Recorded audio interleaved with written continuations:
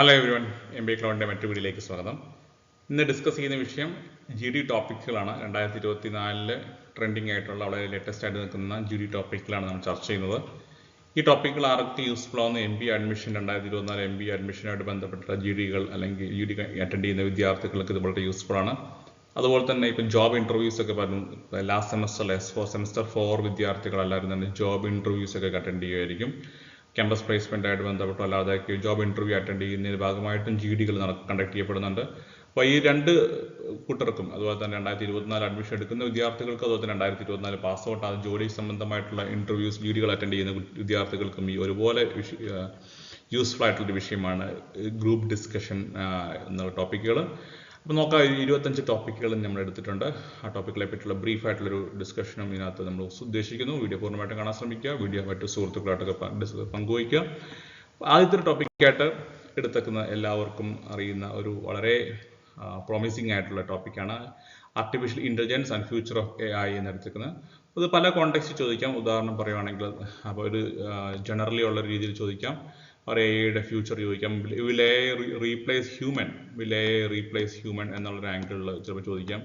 അപ്പോൾ ഒരു ഞങ്ങളൊരു HR ജോബ് റിലേറ്റഡ് ആയിട്ടുള്ള GDക്ക് ഇരിക്കുകയാണെങ്കിൽ അതൊക്കെ ഒരു റിലേറ്റഡ് ആയ ഒരു വളരെ ഇമ്പോർട്ടൻ്റ് ആയ ഒരു കാര്യമാണ്. ജനറിക് ആയിട്ടും വേണം ചോദിക്കാം. AI and human, AI versus human അല്ല, വിൽ AI റീപ്ലേസ് ഹ്യൂമൻ. അപ്പോൾ AIയുടെ പ്ലസും മൈനസും അല്ലെങ്കിൽ role of AI in business, ഇങ്ങനത്തെ പല കോണ്ടെക്സ്റ്റിലുള്ള കാര്യങ്ങൾ നമുക്ക് അറിഞ്ഞിരിക്കുന്ന നല്ലതാണ്. ഇൻക്ലൂഡിങ് ChatGPT അടക്കമുള്ള എല്ലാ കാര്യങ്ങളെപ്പറ്റി നമുക്കൊന്ന് ചെറിയ ധാരണ വെക്കുന്ന നല്ലതാണ്. അപ്പോൾ AI എന്നുള്ളത് ഒരു ഫസ്റ്റ് ടോപ്പിക്കായിട്ട് ഈ ഒരു ലിസ്റ്റിലെ ഫസ്റ്റ് ടോപ്പിക്കായിട്ട് കൺസിഡർ ചെയ്യപ്പെടുന്നു.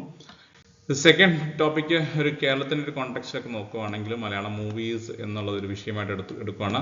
2024 വർഷം എടുക്കുകയാണെങ്കിൽ മലയാളത്തിൽ ഒരുപാട് ഹിറ്റ് മൂവീസുകളൊക്കെ വന്നുകൊണ്ടിരിക്കുകയാണ്. ഇപ്പം ആടുജീവിതം തിയേറ്ററിലൊക്കെ നിറഞ്ഞു ഓടിക്കൊണ്ടിരിക്കുന്നു. ഇതിന് തൊട്ട് മുമ്പ് ഇറങ്ങിയ പല സിനിമകളും വളരെ സക്സസ്ഫുൾ ആയിരുന്നു. ഇപ്പം പ്രേമലു ആയിക്കോട്ടെ, അപ്പം അങ്ങനത്തെ പല മൂവികളും ഒരുപാട് ഹിറ്റ് ആയ സിനിമകളാണ്. മഞ്ഞൾ ബോയ്സ്, ഇതെല്ലാം തന്നെ ഭ്രമയുഗമൊക്കെ ഒരുപാട് ഹിറ്റ് 2024 ഒരുപാട് ഹിറ്റായ സിനിമകളാണ്.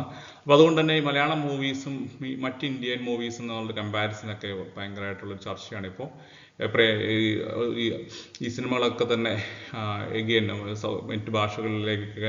മറ്റ് ഭാഷകളിലൊക്കെ ഇറങ്ങിക്കൊണ്ടിരിക്കുന്നു. മറ്റ് ഭാഷകൾ ഹിറ്റാകുന്നു എന്നുള്ളത് വളരെ ഇമ്പോർട്ടൻ്റ് ആയ കാര്യമാണ്.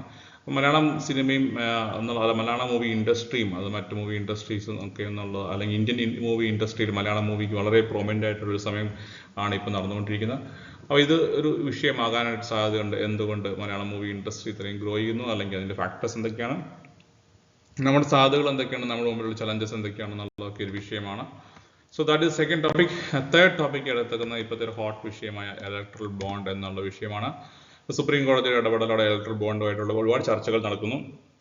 രാഷ്ട്രീയ പാർട്ടികൾ ഇലക്ട്രൽ ബോണ്ട് ഉപയോഗിക്കുന്നതുമായി ബന്ധപ്പെട്ട ഡിസ്കഷൻസ് ഒക്കെ നടക്കുന്നു. അപ്പോൾ അതിൻ്റെ ഒരു പല വശങ്ങളിൽ പ്ലസും മൈനസും അതിൻ്റെ ഒരു സാധ്യതകളും ഇതുകൊണ്ടുണ്ടാകുന്ന മറ്റുള്ള വിമർശനങ്ങളൊക്കെ ഒന്ന് പരിശോധിക്കാൻ നല്ലതാണ്. ഇപ്പോൾ ഇതൊരു ഇമ്പോർട്ടൻ്റ് ആയ വിഷയമാണ് ഇലക്ട്രൽ ബോണ്ട് എന്ന് പറയുന്നത്.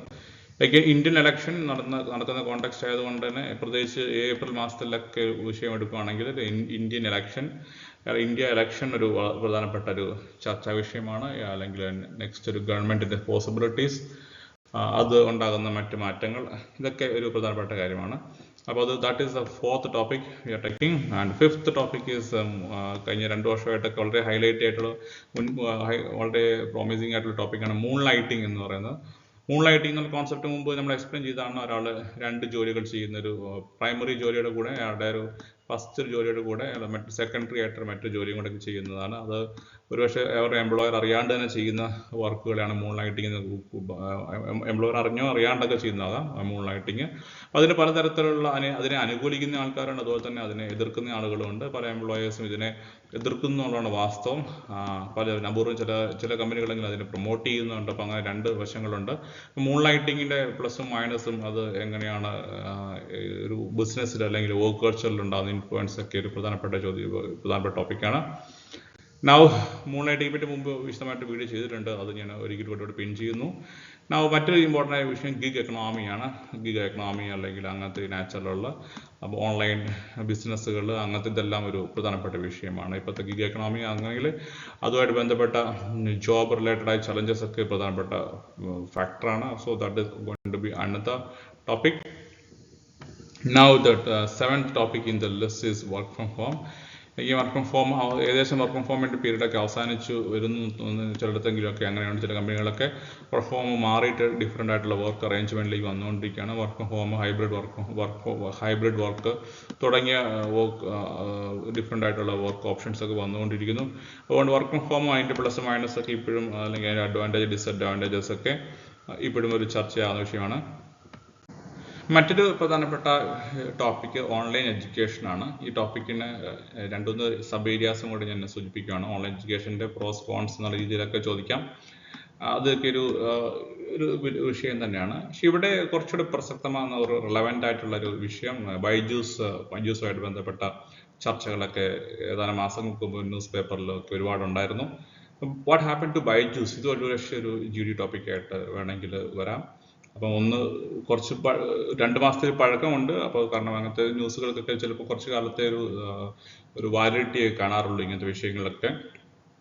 എന്ത് തന്നെയായാലും ചിലപ്പോൾ ഒരുപക്ഷെ ഇത് ഇങ്ങനത്തെ ബിസിനസ്സിലെ അല്ലെങ്കിൽ ടെക് സ്റ്റാർട്ടപ്പ് ബിസിനസ്സുകൾ അല്ലെങ്കിൽ ന്യൂജൻ ബിസിനസ്സുകളെ പറ്റിയുള്ള ചർച്ചകളൊക്കെ ഒരുപക്ഷെ, അല്ലെങ്കിൽ അതിൻ്റെ ഒരു സസ്റ്റൈനബിലിറ്റി, അതിൻ്റെ ഒരു മോഡലുകളൊക്കെ അത് ശരിയാണോ, ഇങ്ങനത്തെ കാര്യങ്ങളിലൊക്കെ ഒരുപക്ഷെ ഒരു ചർച്ചയായിട്ട് വരാം. അതുപോലെ തന്നെ ഓൺലൈൻ എഡ്യൂക്കേഷൻ എന്നുള്ളത് ഒരു ഇമ്പോർട്ടൻ്റ് ആയ വിഷയമായിട്ട് കാണാം. Another topic is future of the work. ഇപ്പം ജോലി സ്ഥലത്ത് വർക്ക് ഫ്രം ഹോം എന്ന് പറയുന്നത് തന്നെ മറ്റൊരുപാട് വർക്ക് നാച്ചർ ഒരുപാട് മാറിക്കൊണ്ടിരിക്കുകയാണ്. Future of the work from home already ഒരു ടോപ്പിക്കാണ്.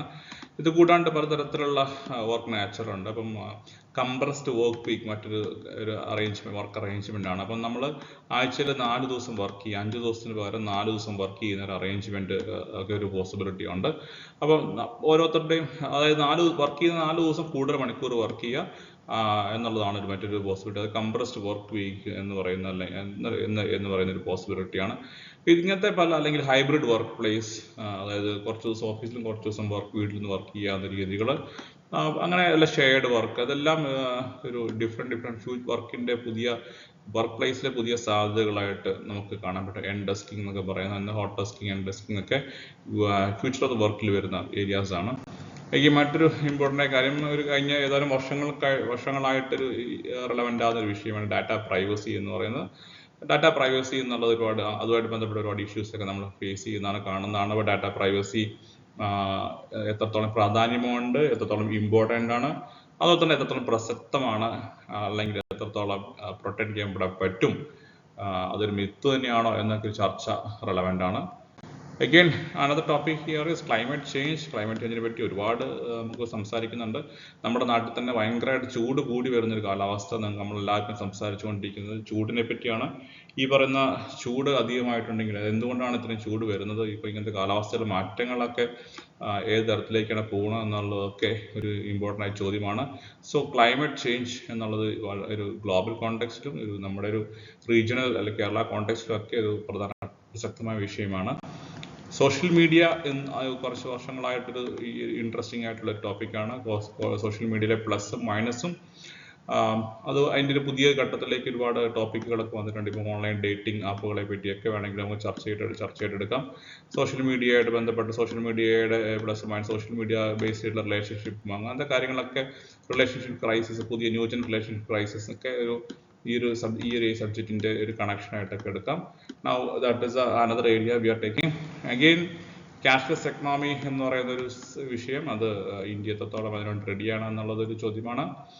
Again chat G P T മറ്റ് സെർച്ച് എഞ്ചിനുകളെ കവർ ചെയ്യുമോ എന്നുള്ളതൊരു വിഷയമാക്കണം. 14 ദാറ്റ് ഈസ് എ ടോപ്പിക്കാണ്. ടോപ്പിക് ചാറ്റ് ജി പി ടിയുടെ സാധ്യതകൾ, അത് മറ്റ് സെർച്ച് എഞ്ചിനുകളെ, ചാറ്റ് ജി പി ടി അതൊക്കെ മേഖല ഉപയോഗിക്കും. എഡ്യൂക്കേഷൻ സെക്ടറിൽ, വർക്ക് പ്ലേസിൽ, ബിസിനസ്സിൽ, ഇതൊക്കെ എങ്ങനെ എഫക്റ്റീവായിട്ട് ഉപയോഗിക്കാം.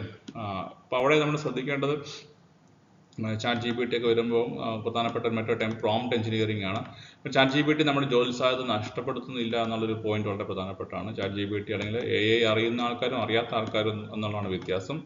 അപ്പം AI ശരിക്കും ഉപയോഗിക്കാൻ പഠിച്ചിരിക്കുക എന്നുള്ളതാണ് നമ്മുടെ മുമ്പിലുള്ള വെല്ലുവിളി. അല്ലാതെ AI ഒരിക്കലും നമ്മുടെ തൊഴിൽ സാധ്യത നശിപ്പിക്കുന്നില്ല, ഇല്ലാതാക്കുന്നില്ല. Industry revolution 5.0 that is again another topic. ഇപ്പോൾ ഇൻഡസ്ട്രി റവല്യൂഷനിൽ പുതിയ മാറ്റങ്ങളെ പറ്റിയൊക്കെ ഒന്ന് മനസ്സിലാക്കണം എന്നുള്ളതാണ്. അഗെയിൻ മീഡിയ ഫ്രീഡം ഓഫ് മീഡിയയ്ക്ക് എത്രത്തോളം ഇൻഫ്ലുവൻസ് ഉണ്ടെന്ന് നമുക്കറിയാവുന്ന കാര്യമാണ്. മീഡിയയ്ക്കെതിരെയുള്ള റെസ്ട്രിക്ഷൻസ് ഒക്കെ ഇപ്പോൾ ചർച്ചയായിട്ടുണ്ട്. അഗെയിൻ മീഡിയയുടെ ലിമിറ്റ് ചെയ്യേണ്ട ആവശ്യമുണ്ടോ എന്നുള്ളതൊരു ഇമ്പോർട്ടൻ്റ് ആയ ചർച്ചയായിട്ട് എടുക്കാം. Making another topic, electric vehicle എന്നുള്ള വിഷയമാണ്. ഇലക്ട്രിക് വെഹിക്കിൾക്ക് എന്നതിലേക്ക് ഇന്ത്യ എത്രത്തോളം റെഡി ആയിട്ടുണ്ടോ എന്നുള്ളൊരു ചോദ്യമാണ്. ഇലക്ട്രിക് വെഹിക്കിളിൻ്റെ സാധ്യതകളും അതെങ്ങനെയൊക്കെ നമുക്ക് എഫക്റ്റീവായിട്ട് യൂസ് ചെയ്യാം, അത് ഇന്ത്യ ഇലക്ട്രിക് വെഹിക്കിളിൻ്റെ കാര്യത്തിൽ എത്രത്തോളം മുന്നോട്ട് പോയിട്ടുണ്ട്, അപ്പോൾ ഇന്ത്യയിൽ പ്രൊഡ്യൂസ് ചെയ്ത് മുന്നോട്ട് പോകുമ്പോൾ അതിൻ്റെ സാധ്യതകൾ എന്തൊക്കെയാണ് എന്നുള്ളതൊക്കെ ഒരു ചോദ്യമാണ്. അനദർ ടോപ്പിക് ഈസ് നെറ്റിക്വേറ്റ് ഡിജിറ്റൽ ഏജിലെ ഇന്റർനെറ്റിൽ പാലിക്കേണ്ട മര്യാദകളെ പറ്റിയുള്ളൊരു ടോപ്പിക്ക് എന്നും പ്രസക്തമാണ്. അത് പലർക്കും അറിയില്ല. അപ്പോൾ ആ മര്യാദകളൊക്കെ പാലിക്കേണ്ടതിൻ്റെ ഇമ്പോർട്ടൻസ് എന്നുള്ളത് ഒരു ഇന്റർനെറ്റ് മര്യാദകളെ പറ്റി നമ്മളൊരു ഇതൊരു വിഷയമായിട്ട് എടുക്കാം. സോഷ്യൽ മീഡിയ ഇൻഫ്ലുവൻസേഴ്സ് അല്ല യൂട്യൂബേഴ്സ് ഒക്കെ ഉള്ളൊരു ഇമ്പാക്റ്റ്, അത് യൂത്ത് മാത്രമല്ല സൊസൈറ്റിയിലുള്ള അവരുടെ ഇമ്പാക്റ്റ് അല്ലെങ്കിൽ അവരെത്രത്തോളം നമ്മളെ സ്വാധീനിക്കുന്നു എന്നുള്ളത് പ്രധാനപ്പെട്ട കാര്യമാണ്. ഇപ്പം സോഷ്യൽ മീഡിയയിലൊക്കെ ഒരുപാട് അല്ലെങ്കിൽ യൂട്യൂബറായ ധ്രുവരാജ് അദ്ദേഹത്തിൻ്റെ വീഡിയോസൊക്കെ ഒരുപാട് ചർച്ചയായിക്കൊണ്ടിരിക്കുന്ന സമയമാണ്. അപ്പം ഇവരുടെ ഇൻഫ്ലുവൻസ് ഒരേ സമയം പോസിറ്റീവായിട്ട് അതേ സമയം തന്നെ കുറച്ചെങ്കിലൊക്കെ നെഗറ്റീവായിട്ട് ഇൻഫ്ലുവൻസ് ചെയ്യുന്ന സാധ്യതകളുണ്ട്. അപ്പം അതൊക്കെ ഒരു വിഷയമായിട്ട് എടുക്കാം, അതൊരു ചർച്ചയായിട്ട് എടുക്കാം. ബ്ലെൻഡഡ് ലേണിംഗ് അത് മറ്റൊരു വിഷയമായിട്ട് കൺസിഡർ ചെയ്യാം. അഗെയിൻ ടെക്നോളജി ഇങ്ങനെയും നേരത്തെ പറഞ്ഞ എയുടെ മറ്റൊരു വെർഷനായിട്ടാണ് ഈ ടൈറ്റിൽ ചെയ്ത് ടെക്നോളജി നമ്മളെ കുറച്ച് technology making as less human. ടെക്നോളജിയുടെ ഇമ്പോർട്ടൻസ് കൂടുന്നതനുസരിച്ച് നമ്മുടെ ഹ്യൂമൻ ഇൻട്രാക്ഷൻസ് കുറയുന്നുണ്ടോ, ബന്ധങ്ങൾ ഒക്കെ ശോഷിക്കുന്നുണ്ടോ, വ്യക്തിബന്ധങ്ങളിലും അതിലെ മൂല്യങ്ങളിലൊക്കെ അത് ഇടിവ് സംഭവിക്കുന്നുണ്ടോ എന്നതൊക്കെ ഒരു വിഷയമാണ്. Again web 3.0 that is another topic. And nepotism, ജോലി സ്ഥലത്തൊക്കെ നെപ്പോട്ടിസത്തിൻ്റെ സാധ്യത. നെപ്പോട്ടിസം എന്ന് പറയുന്നത് നമ്മുടെ അടുപ്പമുള്ള ആളുകളെ അല്ലെങ്കിൽ ഫ്രണ്ട്സ് അല്ലെങ്കിൽ റിലേറ്റീവ്സിനെയൊക്കെ ഫേവർ ചെയ്ത് ജോബിൽ ഫേവർ ചെയ്യുന്നതിനാണ് നെപ്പോട്ടിസം എന്ന് പറയുന്നത്. പ്രത്യേകിച്ച് ഗവൺമെൻറ് സെക്ടറിലൊക്കെ ഇങ്ങനെ ഒരുപാട് ആരോപണങ്ങളൊക്കെ നേരിടുന്നു. ബന്ധുത്വ നിയമന വിവാദങ്ങളൊക്കെ ഉണ്ടായിട്ടുള്ള ഒരു കാലഘട്ടമൊക്കെയാണ്. അപ്പം നെപ്പോട്ടിസം എന്നുള്ളത് ഇമ്പോർട്ടൻ്റ് ആയൊരു വിഷയമായിട്ട് കാണാം. മൈഗ്രേഷൻ മറ്റൊരു ഇമ്പോർട്ടൻ്റ് ആയിട്ടൊരു വിഷയമാണ്, ഞാൻ ലാസ്റ്റായിട്ട് എടുത്തെങ്കിൽ പോലും. ഇപ്പം നമ്മുടെ നാട്ടിൽ നിന്ന് നമ്മുടെ രാജ്യത്ത് നിന്ന് ഒരുപാട് യങ്സ്റ്റേഴ്സ് പ്രത്യേകിച്ച് യൂറോപ്പിലേക്ക്, അമേരിക്കയിലേക്കും, ഓസ്ട്രേലിയ അല്ലെങ്കിൽ അങ്ങനെ ഓഷ്യാന റീജിയനിലേക്കും ഈവൻ മിഡിൽ ഈസ്റ്റിലേക്കൊക്കെ മൈഗ്രേറ്റ് ചെയ്ത് സെറ്റിൽ ചെയ്യാനായിട്ട് പോകുന്നു. നമ്മുടെ നാട്ടിൽ യങ്സ്റ്റേഴ്സ് കുറഞ്ഞു വരുന്നു, ഇവിടെ ജീവിക്കുന്ന ആൾക്കാരോട് പഠിക്കുന്ന ആൾക്കാർ കുറഞ്ഞു വരുന്നുള്ളത് വലിയ വാസ്തവമാണ്. അപ്പോൾ ഈ മൈഗ്രേഷൻ്റെ പോസിബിലിറ്റി, എന്തുകൊണ്ട് ആൾക്കാർ മൈഗ്രേറ്റ് ചെയ്യുന്നു, നമ്മുടെ നാട്ടിൽ ജീവിക്കാനായിട്ട് അനുയോജ്യമായ സാഹചര്യം ഇല്ലാത്തത് കൊണ്ടാണ്. So that is an important topic, that is migration. And finally international പൊളിറ്റിക്സുമായിട്ട് ബന്ധപ്പെട്ട ഇപ്പം യുദ്ധങ്ങൾ നടക്കുന്നു. ഗ്ലോബൽ റിസഷനെ പറ്റി സംസാരിക്കാറുണ്ട്. ചില രാജ്യങ്ങൾക്ക് എക്കണോമിക് കണ്ടീഷൻ വീക്കനായ വീണ്ടും ഒരു റിസഷൻ 2009 നമ്മൾ ഏറ്റവും അവസാനം ടെക്നിക്കലി പറയുവാണെങ്കിൽ 2009 ഏറ്റവും അവസാനം റിസഷൻ കണ്ടത്. വീണ്ടും ഒരു റിസഷൻ സാധാരണ ചർച്ച ചെയ്ത് കേൾക്കുന്നുണ്ട് ഇടയ്ക്കിടയ്ക്ക്.